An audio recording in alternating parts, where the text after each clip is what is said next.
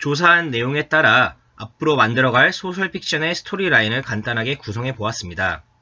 기본적으로 모든 무역전쟁은 한 국가에서 다른 국가에 관세를 부과하면서 시작됩니다.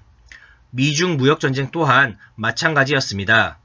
중국과의 무역에서의 적자가 계속해서 증가하자 미국은 중국산 제품에 관세를 부과했는데 이 과정에서 관세가 부과된 품목에 가구 등의 일상재가 포함된 탓에 일반 가정에도 타격이 가게 되었습니다. 이에 따라 자연스레 중국의 미국 수출이 줄어들면서 중국은 흑자가 감소하게 됩니다. 트럼프 대통령은 트위터에 중국 시장이 타격을 받았다. 우리의 계획이 성공적이다. 라는 내용의 글을 남겼으나 이에 대해 중국 측에서는 사실 무근이라고 답한 적이 있습니다. 그러나 중국의 피해가 더 클 것으로 예상하는 자료들이 많은 것으로 보아 단순히 사실 무근이라고 단정짓기는 어려울 것 같습니다. 자국의 피해를 줄이기 위해서 중국에서는 맞불을 놓게 됩니다. 국가 정책적으로는 막관세를 부과할 수 있고요. 개인적으로는 중국 국민들의 미국산 제품 불매운동 등이 있습니다. 이러한 형태의 대응은 미국과 캐나다의 무역전쟁에서도 있었는데요.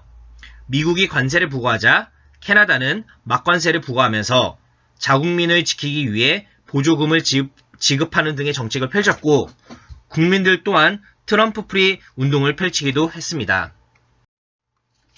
심화되는 무역전쟁 속에서 양국은 경제가 악화되면 다른 주변국의 손을 뻗치게 됩니다.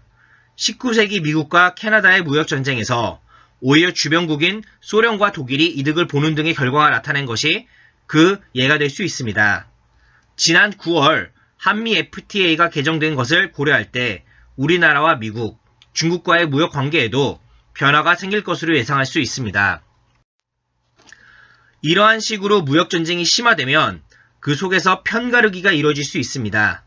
19세기 이탈리아가 프랑스의 관세를 부과하면서 시작된 프랑스-이탈리아 무역전쟁은 이탈리아의 패배로 끝맺은 것으로 보였으나 이후 이탈리아가 독일 제국, 오스트리아 헝가리 제국과 삼국 동맹을 맺으면서 범세계적인 방향으로 흘러가기 시작했습니다.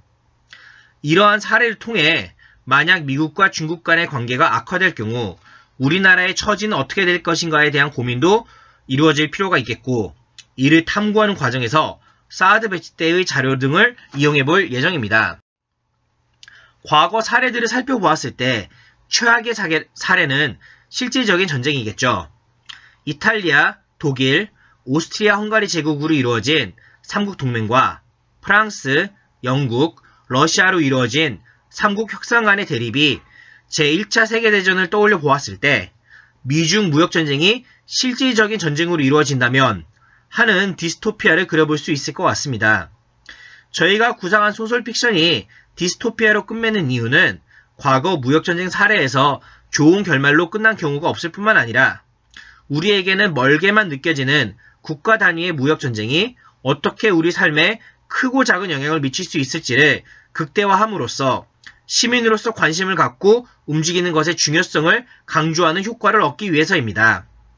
이러한 구성을 위해 각각의 단계별로 이루어져야 할 탐구 주제를 정리해 보았고 이를 토대로 앞으로의 주별 계획을 꾸려보았습니다.